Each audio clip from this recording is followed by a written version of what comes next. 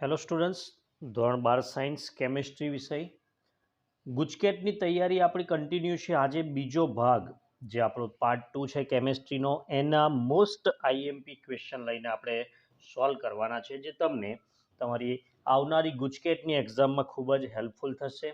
અને આ જે એમસીક્યુ લીધા છે સ્ટુડન્ટ્સ, તે પાછલા બોર્ડ એક્ઝામના જ ગુજકેટના અને અમુક ક્વેશ્ચન નીટ લેવલના આજે લીધા છે. ચોક્કસ તમને મજા આવશે. દરેક એમસીક્યુને જોવાની, સમજવાની અને લખવાની પણ સાથે કોશિશ કરજો, તો તમને આજના વિડીયોમાંથી 100% નવું શીખવા પણ મળશે. પહેલો એમસીક્યુ શરૂ કરીશું. નીચેના પૈકી કયું સંયોજન પ્રકાશ બિનક્રિયાશીલ છે, જેને પ્રકાશ અક્રિયાશીલ પણ બોલી શકો છો? અને તમારી જાણકારી માટે કે આ એમસીક્યુ નીટમાં પૂછાયેલો છે, ગુજકેટમાં, બંને એક્ઝામમાં પૂછાયેલો છે. તો પ્રકાશ બિનક્રિયાશીલ, ત્યાંથી શરૂઆત કરીએ. તો પ્રકાશ ક્રિયાશીલ એટલે કે અસમ કાર્બનના ચારેય જુદા જુદા બંધ હોય પરમાણુ કે સમૂહ સાથે, અને તે પ્રતિબિંબ પર અધ્યારોપિત ન કરી શકાતા હોય, જેને આપણે કિરાલિટી પણ બોલીએ છીએ. એવું ન થવું જોઈએ. બિન શબ્દ છે એટલે એવું ન થવું જોઈએ. એનો મતલબ કે 3 ઓપ્શન એવા હશે કોઈ પણ, જેમાં કિરાલ કાર્બન પણ થશે, અધ્યારોપિત નહીં થાય અને પ્રકાશ ક્રિયાશીલતાનો ગુણધર્મ ધરાવશે. પરંતુ એક ઓપ્શન એવો હશે જે આ ગુણધર્મમાં મેચ નહીં થાય. તો તમને સોલ્યુશન માટે હું થોડું ડિટેલમાં સમજાવું કે જે ઓપ્શન આપેલા છે. પહેલો છે 3 chlorobutyl 1 ઇન. એ ઓપ્શનનું અહીંયા મેં બંધારણ રાખ્યું છે 1 2 3 4. અહીંયા તમે જોશો તો 3 ક્લોરો બ્યુટ એટલે 4 કાર્બન થઈ ગયા સ્ટુડન્ટ્સ, અને 1 પર ડબલ બોન્ડ પણ, બાકીના હાઇડ્રોજન તમે સમજી શકો છો. હવે અહીંયા તમે જોશો તો આ કિરાલિટી ધરાવે છે. કેમ? તો કે આ કાર્બન પર ધ્યાન આપો તો, બરાબર છે. અહીંયાથી એક બાજુ સીએલ છે, એક બાજુ મિથાઇલ છે, એક બાજુ હાઇડ્રોજન અને બીજી બાજુ આ સમૂહ છે. બીજો ઓપ્શન જે છે તમારો 2 3 ડાયક્લોરોબ્યુટેન. તો કે આર્યુ જુઓ 1 2 3 4, 2 3 ડાયક્લોરો અહીંયા દેખાય જ છે તમને, 4 કાર્બન. અહીંયા જો હાઇડ્રોજન મૂકું તો અહીંયા મિથાઇલ, અહીંયા સીએલ, અહીંયા હાઇડ્રોજન અને આખો સમૂહ. આ પણ કિરાલિટીનો ગુણધર્મ ધરાવે છે. 2 હાઇડ્રોક્સી પ્રોપેનોઇક એસિડ. ચાલો બંધારણની વાત કરું તો તમારી સામે જ છે 1 2 3, 2 હાઇડ્રોક્સી, 3 કાર્બન એટલે પ્રોપેનોઇક એસિડ દેખાય છે. અહીંયા હાઇડ્રોજન, અહીંયા CH3. તો તમે જોશો સ્ટુડન્ટ્સ તો 4 જુદા જુદા તો હવે હું એમ કહું કે સાચો જવાબ આપણો કયો હશે? ડી જ હશે. ચેક કરી લઈએ. 2 2 ડાયક્લોરોપેન્ટેન. ચલો 1 2 3 4 5, પેન્ટેનના 5 કાર્બન. 2 નંબર પર જુઓ તો સ્ટુડન્ટ્સ 2 હેલોજન સરખા જ છે, અને આ કાર્બનની 4 સંયોજકતા હવે સરખી જુદી જુદી હોવી જોઈએ, પણ સરખી થઈ ગઈ. અહીંયા જગ્યાએ આ કિરાલિટીનો ગુણધર્મ નથી, પ્રકાશ બિન ક્રિયાશીલ કહેવાય. તો સ્ટુડન્ટ્સ જરા આ રીતે સમજવાની કોશિશ કરશો તો આવડી જશે. નીચેના પૈકી કયું એલાઇલિક હેલાઇડ નથી? આખો ક્વેશ્ચન વાંચવાની ટેવ પાડજો, જેથી કરીને તકલીફ ન પડે. આ પણ હું તમારી જાણકારી માટે કહી દઉં, નીટ અને ગુજકેટમાં પૂછાયેલો એમસીક્યુ છે. એલાઇલિક હેલાઇડની જરૂરિયાત શું છે? તો કે એલાઇલિક હેલાઇડ માટે હું તમને એક હિન્ટ આપું કે હેલોજન સાથે જોડાયેલો કાર્બન sp3 હોવો જોઈએ, અને એ કાર્બન ફર્ધર ડબલ બોન્ડેડ તમને સ્ટ્રક્ચર આપે છે. તો તેને આપણે શું બોલીએ છીએ? Allylic halide. હવે નથી એવું કીધું છે, બરાબર? તો એનો મતલબ કે 3 એલાઇલિક હેલાઇડ છે અને એક નથી. તો આની અંદર અત્યારે હું તમને કહું છું, જવાબ જે આવે છે બી, 1 ક્લોરો બ્યુટ 1 ઇન, બરાબર. એ વિનાઇલિક હેલાઇડ કહેવાય છે, કારણ કે અહીંયા એનું મેં થોડું ટૂંકમાં બંધારણ દોર્યું છે, બરાબર. જે ઓપ્શન મેં તમને કીધો તે, કે હેલોજન પરમાણુ જ્યારે સીધો ડબલ બોન્ડ સાથે આવે, કાર્બનનું સંકરણ sp2 થાય ને, ત્યારે એને વિનાઇલિકનો પ્રકાર બોલીએ છીએ. એલાઇલિક માટે મેં તમને આ કન્ડિશન સમજાવી, એ બાકીના 3 ઓપ્શનમાં સેટ થઈ પણ જશે. ત્રીજો એમસીક્યુ, થોડા અઘરા એમસીક્યુ તરફ આગળ વધીએ છીએ. ગુજકેટની 2015ની સાલમાં આ એમસીક્યુ પૂછાઈ ગયો. 6.45 ગ્રામ ઇથાઇલ ક્લોરાઇડનું ડિહાઇડ્રોહેલોજિનેશન. સ્ટુડન્ટ્સ આનો મતલબ કહું, ડી એટલે દૂર થવું, હાઇડ્રો એટલે હાઇડ્રોજન, હેલોજન એટલે કે પ્રક્રિયા દરમિયાન HCl નીકળવો જોઈએ ગમે તે રીતે. 50% પ્રક્રિયક વપરાય છે આ પ્રક્રિયા દરમિયાન, તો પ્રાપ્ત થતી મુખ્ય નિપજનું વજન કેટલું થાય? તો સ્ટુડન્ટ્સ પ્રશ્ન જેવો લાગે છે તમને કે ખરેખર પ્રશ્નને 2 વાર વાંચવો પડે, પણ આપણે પ્રશ્નને જવાબ સહિત સહેલો બનાવી દઈશું. તમને શું આપ્યું છે એકવાર ફરી કહું તો તમને અહીંયા 6.45 ગ્રામ ઇથાઇલ ક્લોરાઇડ આપ્યું છે અને એનું આપણે ડિહાઇડ્રોહેલોજિનેશન કરીશું અને પછી 50% પર હું તમને થોડું ફોકસ કરાવડાવીશ. તો ત્રીજા MCQ માટેનું સોલ્યુશન તમારી સામે છે અને સમજૂતી પણ હું રજૂ કરું છું કે ઇથાઇલ ક્લોરાઇડનું મોલર દર પહેલું લીધું છે, ક્લોરીનનું 35.5, હાઇડ્રોજનનું, કાર્બનનું 12 લઈને ગણતરી કરી ચેક કરી લેજો. ઇથિન કેવી રીતે આવ્યું હમણાં હું કહી દઈશ, એનું મોલર દર છે 28. ચલો, ડિહાઇડ્રોહેલોજિનેશન જે એક પ્રકારની બીટા વિલોપન પ્રક્રિયા છે. હેલોજન સાથે જોડાયેલો કાર્બન આલ્ફા, આલ્ફા સાથે બીટા, આલ્ફા પરથી Cl, બીટા પરથી H, એટલે HCl ગયું કે નહીં? પણ એ એકલું નથી જતું. Cl જે છે તે K સાથે KCl બનાવશે, H જે છે તે OH સાથે H2. આમ તો આ પ્રક્રિયાથી બધા જ માહિતગાર છો. અને આપણે બન્યું શું તો કે ઇથિન, એટલે મેં આ સ્ટેપમાં ઇથિનનું મોલર દર પણ લઈ રાખ્યું છે.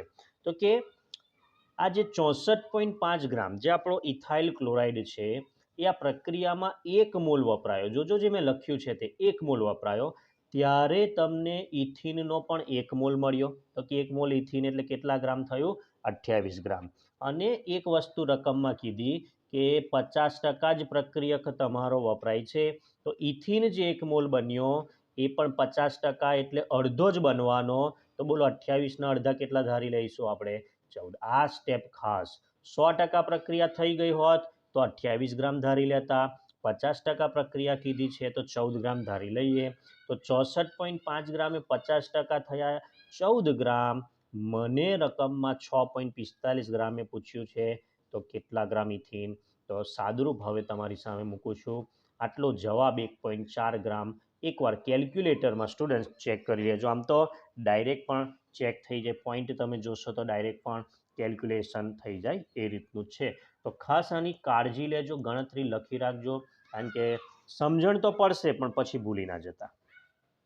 તો સાચો જવાબ અત્યારે 1.4 તમને કહું તો આપણી પાસે છે ઓપ્શન સી. કાર્બનિક પદાર્થ એનું PCC સાથે ઓક્સિડેશન કરવાનું છે, બી મળે છે. બીનું નિકલ સાથે રિડક્શન, નિકલ આવે એટલે સીધી વાત છે નીકળી નથી જવાનું, આપણે રિડક્શન યાદ કરવાનું છે. હાઇડ્રોજન ઉમેરીશું સ્ટુડન્ટ્સ અને ઇથેનોલ પ્રાપ્ત થાય છે. તો સંયોજન એનું નામ જણાવો, આવા પણ પ્રશ્નો પૂછાય છે. તો કાર્બનિક પદાર્થ એ જે છે બરાબર શોધવાનો છે, નથી ખબર, પરંતુ એનું જ્યારે PCC સાથે એટલે નિર્બળ ઓક્સિડેશન કરતા છે એટલું તમને કહીશ. અને તે સમયે આપણને બી મળે છે. એનું રિડક્શન નિકલ હાઇડ્રોજન આપણે ઘણી બધી વાર વાપર્યું છીએ. છેલ્લું CH3CH2OH ઇથેનોલ મળે છે. તો કે હવે એવું સમજો એક પ્રકારનું પરિવર્તન થઈ ગયું. તો 4 ઓપ્શન તમારી સામે છે: ઇથેનોલ, ઇથેનોલ, ઇથેનોઇક એસિડ અને એક પણ નહીં. તો સ્ટુડન્ટ્સ થોડું યાદ કરાવું કે જો હું 4 ઓપ્શનને વારાફરતી મૂકીને પણ ચેક કરી શકું છું, અને જો તમને ખબર હોય તો તમે ડાયરેક્ટ પણ સમજી શકો કે ઇથેનોલ જ લઈશ એ સ્વરૂપે. કેમ? તો કે એ નિર્બળની હાજરીમાં ઓક્સિડેશન પામે ત્યારે તેનું રૂપાંતર CH3CHO ઇથેનોલમાં થાય, આલ્ડીહાઇડ બને. કેમ આ સ્ટેપ તમને મેં કીધું? તો કે જો પ્રબળ ઓક્સિડેશન કરતાં વાપરો તો સીધો એસિડ બની જાય. નિર્બળ ઓક્સિડેશનમાં આલ્કોહોલનું રૂપાંતર, જો આપણે શું કર્યું હતું કે હાઇડ્રોજન દૂર થયો, ઓક્સિડેશન હાઇડ્રોજન દૂર, અને ફરીવાર રિડક્શન કરાવ્યું છે નિકલની હાજરીમાં. આલ્ડીહાઇડ સમૂહ જે છે CHO સ્ટુડન્ટ્સ, એમાં જ્યારે રિડક્શન થાય ને પાયબંધ તૂટે, એક હાઇડ્રોજન અહીંયા ઉમેરાય, એક હાઇડ્રોજન અહીંયા, તો બોલો CH2OH ફરીવાર બની ગયું. તો CH3CH2OH આ જ ઇથેનોલમાંથી ઇથેનોલ છે એવું સમજી લો ને. એકમાં ઓક્સિડેશન તો એનો વિરોધી રિડક્શન, તો એવું સમજો જે લીધું હતું એ જ ફરીને પાછું મળવાનું છે, કારણ કે બંને પ્રક્રિયા એકબીજાથી વિરોધી છે. તો આવી રીતે ચોથાનો જવાબ આવશે ઇથેનોલ. 5મો MCQ, ફિનોલની રિમર ટીમન પ્રક્રિયાથી મળતી અંતિમ નિપજમાં સિગ્મા બંધ અને પાઈ બંધની સંખ્યા અનુક્રમે ખાલી જગ્યા છે. સિગ્મા પાઈ શોધતા લગભગ આવડે છે સ્ટુડન્ટ્સને, પણ ફેરવીને એટલું પૂછ્યું છે ફિનોલની રિમર્ટીવન. કોણ કહેશે કે નિપજ શું મળે અંતિમ નિપજ મુખ્ય? તો કે સેલિસાલ્ડિહાઇડ. હવે એ તો યાદ રાખવાની જવાબદારી તમારી છે સ્ટુડન્ટ્સ. આ કહેવાય સેલિસાલ્ડિહાઇડ. કોલ્બે હોત તો સેલિસિલિક એસિડ. બરાબર, કોલ્બે એસિડ એવી રીતે આપણે યાદ પણ રાખીએ છીએ. તો આ જે સૂત્ર મેં દોરી આપ્યું છે, હવે તો તમારે માત્ર આ સિગ્મા અને ડબલ બોન્ડ દેખાય છે જ્યાં જ્યાં, ત્યાં પાઈ કહેવાય. તો સ્ટુડન્ટ્સ આટલું તમારા પર છોડું છું કે ચેક કરી જોજો. સિગ્મા બંધ 15 આવશે, પાઈ બંધ 4 આવશે. મેં ગણેલા છે, તમે પણ ગણી જોજો. અને જો એ જ પ્રમાણે તમારો જવાબ સેટ થતો હશે તો આપણે પાંચમામાં ઓપ્શન નંબર સી ને ટીક કરીશું. એસટીપીએ 500 ml હાઇડ્રોજન વાયુ ઉત્પન્ન કરવા માટે કેટલા ગ્રામ ઇથેનોલની સોડિયમ સાથે પ્રક્રિયા કરવી પડે? થોડો ટ્વિસ્ટેડ પ્રકારનો એને કહીશ, જેને ના સમજ પડે પ્રશ્નને એકવાર વાંચે સ્ટુડન્ટ્સ તો ખ્યાલ આવી જ જશે. હું તમને એનો જવાબ આપવાની શરૂઆત કરું છું. એસટીપી શું છે પહેલાં પહેલું મને કોણ કહેશે? તો કે એસટીપી એટલે સ્ટાન્ડર્ડ ટેમ્પરેચર એન્ડ પ્રેશર. જ્યારે તાપમાન ના ખબર હોય ને ત્યારે 298 કેલ્વિન તાપમાન, દબાણ ના ખબર હોય ને 1 બાર દબાણ, કદ ના ખબર હોય ને ત્યારે 22.4 લિટર કદ. આ બધી વેલ્યુ એસટીપી કહેવાય છે, સ્ટાન્ડર્ડ ટેમ્પરેચર એન્ડ પ્રેશર તરીકે ઓળખાય છે. તમને રકમમાં ઇથેનોલની સોડિયમ સાથેની પ્રક્રિયા, ત્યાંથી આપણે આ પ્રશ્નનું સોલ્યુશન લઈએ. પ્રક્રિયા તમારી સામે C2H5OHની સોડિયમ સાથે પ્રક્રિયા છે. અહીંયાથી હાઇડ્રોજન વાયુ બનીને મુક્ત થઈ, જુઓ તો, અને સોડિયમ જોડાઈને સોડિયમ ઇથોક્સાઇડ બને. હવે સંતુલન કરજો. કેમ? તો કે એની જરૂર પડશે. 1/2 મોલ લખ્યું છે, બે કેન્સલ થઈ જાય, એક હાઇડ્રોજન સંતુલનમાં આવે. 1 મોલ એસટીપી હમણાં જ મેં કીધું, બોલો કદ કેટલું થાય? એસટીપી આ લખ્યું જુઓ તમારી સામે 22.4. મને કેટલા મોલ હાઇડ્રોજન મળે છે? તો કે 1/2 મોલ. તો તે સમયે આ જે 22.4 લિટર હતું એને પહેલું મેં એમએલમાં ફેરવું. હવે જ્યારે 1 મોલ હતો તો આટલું હતું, બોલો અડધો થઈ જાય, મોલ અડધો થઈ જાય તો કદ પણ કેવું થઈ જશે? અડધું થઈ જશે. 11,200 mlમાં લઈયું. 11,200 ml એ 46 ગ્રામ ઇથેનોલ, એનું મોલર દળ છે, જે તમને જુઓ તો રકમમાં જ આપ્યું છે. અમુક વાર જ્યારે રકમમાં અમુક વસ્તુ આપતા હોય ત્યારે વિચારવાનું કે એનો ઉપયોગ પણ થતો હશે. 560 ml તમને પૂછ્યું છે, બરાબર છે. અહીંયા 560 ml માટે કેટલા ગ્રામ ઇથેનોલની જરૂર પડે? અહીંયા 560 કે 500 કે 200 કે જે કે તે, હવે એ તો રકમ બદલાય તો ગણતરી બદલાય. તો આ એક સાદુરૂપ પણ તમને અહીં પર છોડું છું. જો તમારું સાદુરૂપ 2.3 ગ્રામ આવી જાય તો સ્ટુડન્ટ્સ આપણી પાસે ઓપ્શન સેટ થઈ જશે એ. નીચેના વિધાનો સાચા છે કે ખોટા તે યોગ્ય વિકલ્પ પસંદ કરવાનો છે. True false. ફિનોલનો ઉપયોગ વેદનાહાર ઔષધમાં થાય છે, એને હું ટ્રુ કહીશ. સાચું છે. કેમ?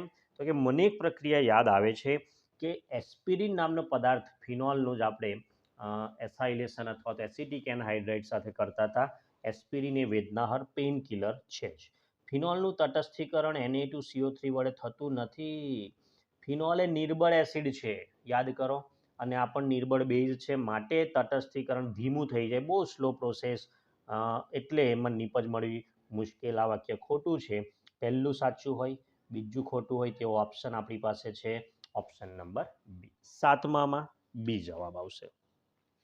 સ્ટુડન્ટ્સ તમારી સામે આજે એમસીક્યુ છે, સમજવાની ખાસ કોશિશ કરજો, ગુજકેટમાં ચોક્કસ કામ લાગવાના છે. તમારા ફ્રેન્ડ્સને આ વિડીયોની લિંક શેર કરજો, એ પણ એક સેવાનું જ કામ છે. અને વિડીયો લાઇક કરવાનું તો તમે નથી જ ભૂલતા, મને ખ્યાલ છે જ. આગળ વધીએ એની સાથે સાથે 8મો એમસીક્યુ તમારી સામે આઈયુપીએસસી નામકરણને લગતો આવી ગયો છે, બરાબર. ઓપ્શન નથી રાખ્યા કારણ કે હું સમજાવીશ તમને. CH3 મેં તો CH3 પહેલું છૂટું પાડી દીધું છે. ડબલ બોન્ડ CH, વચ્ચે કીટોન છે CH, ડબલ બોન્ડ C, છેડા પર પણ CH3 2 વખત છે. નંબર કોઈ પણ બાજુથી આપો સરખું જ છે, કોઈ પણ ફરક નથી પડવાનો. અને મને લાંબામાં લાંબી 7 કાર્બનની આ શૃંખલા મળી ચૂકી છે. શરૂઆત કરીશ આ 2 શાખાથી 2 નંબર પર અને 6 નંબર પર ડાઈ મિથાઇલ. આગળ વધું છું. 7 કાર્બન એટલે હેપ્ટા, 6 હોત તો હેક્ઝા, 7 છે તો હેપ્ટા. 2 નંબર પર 5 નંબર પર ડબલ બોન્ડ છે 2,5 ડાઇન. 2 સરખા હોય તો ડાઈ વત્તા ઇન ડાઇન. 4 નંબર પર કીટોન 4 ઓન, તો 2,5 ડાઈ મિથાઇલ હેપ્ટા 2,5 ડાઇન 4 ઓન. તો સ્ટુડન્ટ્સ આ રીતે IUPAC નામ એનું થશે. 9 MCQ. બેન્ઝાલ્ડિહાઇડની ઇથેનાલ સાથેની મંદ NaOHની હાજરીમાં પ્રક્રિયા કરતા નિર્જળીકરણ કરીને મળતી નિપજનું IUPAC નામ. ઘણો લાંબો MCQ, એકમાં જ 2 સ્ટેપ મને આમ તો સમજાયા કે આમાં ઝડપથી તો જવાબ નહીં જ આવે. તમારી માટે આપણે ગણતરી કરીએ છીએ 9મા MCQની સ્ટુડન્ટ્સ. બેન્ઝાલ્ડિહાઇડ તો પહેલામાં પહેલું બેન્ઝીન ઉપર CHO વત્તા ઇથેનોલ ઇથેનાલ CH3CHO ની મંદ NaOH. આ તો મને એવી સુગંધ આવી કે આલ્ડોલ સંઘનન પ્રક્રિયા તો નથી ને, કારણ કે 2 આલ્ડિહાઇડ જુદા જુદા છે. આલ્ડોલ કે ક્રોસ આલ્ડોલ આપણે ભણ્યા જ છે. અહીંયાથી હું ઓક્સિજન કાઢું, અહીંયાથી 2 હાઇડ્રોજન કાઢું, H2O દૂર થાય અને મને પહેલા સ્ટેપમાં CH અને ડબલ બોન્ડ CCHO આવું એક નિપજ સ્વરૂપે સૂત્ર દેખાઈ આવે છે. અને નિર્જળીકરણ કરતાં પહેલાં, બરાબર, કારણ કે આમાં ડાયરેક્ટ ક્રોસ આલ્ડોલમાં આપણે લખી શકીએ છીએ. એકવાર નામ ટ્રાય કરું છું. IUPAC 1, 2, 3ની લાંબામાં લાંબી શૃંખલા 3 પર ફિનાઇલ શાખા કહેવાય. પ્રોપ 3 કાર્બનની મુખ્ય પ્રોપ. 2 ઇન અને આલ ભેગા થાય તો ઇનાલ બોલી શકીએ છીએ. 3 ફિનાઇલ પ્રોપ 2 ઇનાલ. સ્ટુડન્ટ્સ એકવાર ચેક ચોક્કસ કરો તમે પણ. અને મને અહીંયા ઓપ્શન પણ મળી ચૂક્યો છે 9માં 3 ફિનાઇલ પ્રોપ 2 ઇનાલ સેટ થઈ જ જાય છે. ક્રોસ આલ્ડોલના આધારે મેં આનું સોલ્યુશન લીધું છે, તો લખી રાખજો, તમને કામ લાગશે. 10મો MCQ આ જ પ્રકારનો છે. ઓર્ગેનિકના આવા ABCD વાળા તમને ખબર છે વધારે પૂછાય છે. પી 10મા નંબરનો MCQ સોલ્યુશન રાખું છું. પી શોધવાનો છે. ઓકે, આખો ક્વેશ્ચન વાંચું કે પી અને એસ ટોલ્યુઇન છે, તો પીને હું ધારી લઉં છું ટોલ્યુઇન. ક્યુ KMnO4 સાથે જ્યારે ટોલ્યુઇન આવે એટલે એ બની જાય COOH બેન્ઝોઇક એસિડ. આપણો બની ગયો ક્યુ. સ્ટુડન્ટ સોડા લાઇમ NaOH અને કેલ્શિયમ ઓક્સાઇડનું મિશ્રણ છે. ડીકાર્બોક્સિલેશન બેન્ઝીન બને સ્ટુડન્ટ્સ R. અને આમ તો શોધવાનું નથી, કહી જ દીધું છે, પણ આપણે સાબિત કરીએ કે આપણો સાચો જવાબ છે કે નહીં. તો કે બેન્ઝીનનું આલ્કાઇલેશન કરો નિર્જળ AlCl3 સાથે તો ફરીથી ટોલ્યુઇન બને. અને તમને કીધું જ છે કે પી અને એસ ટોલ્યુઇન છે, સાબિત પણ થઈ જાય છે. ક્યુ બેન્ઝોઇક એસિડ છે, આર બેન્ઝીન છે. અને શોધી કાઢો તો 4માંથી કયો ઓપ્શન છે? સી બેન્ઝોઇક એસિડ અને બેન્ઝીન અનુક્રમે, એટલે કે લાઇનમાં જ તમારે લખવા પડે. 11મો MCQ પીકેનું મૂલ્ય સૌથી વધુ છે. પીકેનું મૂલ્ય વધુ હોય તેમ તમારો એસિડ કયો કહેવાય? નિર્બળ કહેવાય. એટલું યાદ રાખજો. હવે મિથોક્સી પહેલામાં છે મિથોક્સી સમૂહ benzoic acid, para nitrobenzoic acid NO2 સમૂહ, para methyl benzoic acid methyl સમૂહ અને પેરા ક્લોરોબેન્ઝોઇક એસિડ. બેન્ઝોઇક એસિડ તો બધામાં છે જ, પણ બાકીનો સમૂહ જે આવે છે ને તેની હાજરી જ અસર કરે છે. અને આ જે મિથોક્સી સમૂહ છે ને એ તમારા પીકેના મૂલ્યમાં વધારો કરે, કારણ કે નિર્બળતા માટે છે, બેઝિકતામાં વધારો કરે છે. અત્યારે 11મા MCQમાં જવાબ આવશે એ. 12મો MCQ પ્રાઇમરી સેકન્ડરી ટર્શરી એમાઇનના અલગીકરણ માટે હાલના સમયમાં શું વપરાય છે? તો આમ તો તમને ખબર છે બેન્ઝીન સલ્ફોનાઇલ ક્લોરાઇડ આપણે ભણી જ ગયા છે કે બેન્ઝીન સલ્ફોનાઇલ ક્લોરાઇડ વપરાય છે સ્ટુડન્ટ્સ, પણ લેટેસ્ટ ટાઈમમાં પેરાટોલ્યુઇન સલ્ફોનાઇલ ક્લોરાઇડનો પણ ઉપયોગ થાય છે, અને તો તમે ડાયરેક્ટ પણ યાદ રાખી શકો છો. 12મા MCQમાં કોઈ ગણતરી કે એવું કંઈ બહુ છે નહીં, તો તમે ખાલી એને નોટ ડાઉન પણ કરી શકો છો. 13મો MCQ આગળ વધીએ સ્ટુડન્ટ્સ. કયો દ્વિચક્રીય બેઝ RNAમાં હાજર હોય છે? એક લિસ્ટ બનાવજો કે DNAમાં કયા બેઝ છે, RNAમાં કયા બેઝ છે, પ્યુરિન કયા છે અને પિરિમિડિન કયા છે. તો તમારું બધો ડાઉટ ક્લિયર થઈ જશે, અને આને લગતા MCQ પૂછાય છે બોર્ડમાં. તો અત્યારે હું તમને કહી દઉં છું સ્ટુડન્ટ્સ કે 13મા MCQમાં જે આપણો ગ્વાનિન છે, ગ્વાનિન એ એક તો RNAમાં હાજર હોવો જોઈએ અને પાછો દ્વિચક્રીય છે. તો એને ખાસ મેં કીધું એ પેજ નંબર પર જઈને ખાસ ચેક કરી લેજો. ટ્રુ ફોલ્સ 14મો MCQ. DNAમાં એડેનિન અને થાઇમિન વચ્ચે 2 હાઇડ્રોજન બંધ હોય છે. આવું તમે જોયું હશે, હાઇડ્રોજન બંધ જે બને છે એના દ્વિસર્પિલ બંધારણમાં પણ આકૃતિમાં પણ આવે જ છે, અને આ વાક્ય અત્યારે હું કહું છું બિલકુલ સાચું છે સ્ટુડન્ટ્સ. અને બીજો ક્વેશ્ચન જે આપેલો છે સાચા ખોટાનો જ તમારે જોવાનો છે. A અને C એડેનિન અને સાઇટોસિન એ પ્યુરિન બેઝ છે. ના, આ વાક્ય બિલકુલ ખોટું છે. તો ટ્રુ પહેલું છે, બીજું ફોલ્સ છે, એની સાથે આપણો ઓપ્શન મેચ થાય છે બી. તો એ આમાં જ તમને એના આન્સર પણ મળી જવાના છે. 15મો MCQ. તમને જે બંધારણ આપેલું છે એમાં એનોમેરિક કાર્બન કયા નંબરનો છે? તો જે પહેલા નંબરનો કાર્બન છે, તમને આટલું કહું છું કે આલ્ફા હોય તો HOH, બીટા હોય તો આપણે OH લખતા હતા, તમને આ યાદ હશે.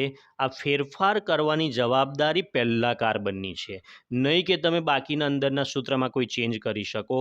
તો એનો એરોમેરિક carbon number 1 in the structure, so the right answer become option number C. તો સ્ટુડન્ટ્સ 15 MCQ ખાલી એક નમૂના પ્રત લીધા છે, તમને ખ્યાલ આવે એટલા માટે. આ પ્રકારના વધારે MCQ પણ જો તમારે જોઈતા હોય તો ચોક્કસ કોમેન્ટ કરો. કયા ચેપ્ટરના તમને વધારે હાર્ડ લાગે છે તો આપણે એના પર પણ વિડીયો બનાવીશું. અગત્યના ઇન્ફોર્મેટિવ વિડીયો સાથે ફરી મળીશું. ત્યાં સુધી good bye, take care, happy learning.